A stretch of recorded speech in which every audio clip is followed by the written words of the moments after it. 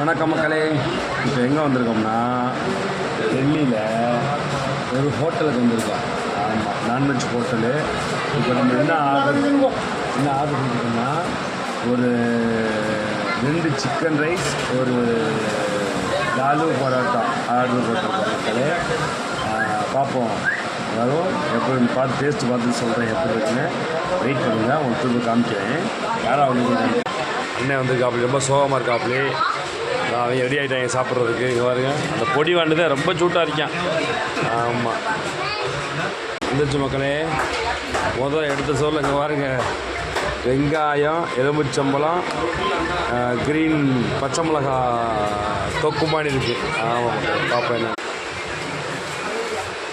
வணக்கம் மக்களே. Fried rice நம்ம ஊரில் எப்படி இங்கே எப்படி பாருங்கள்.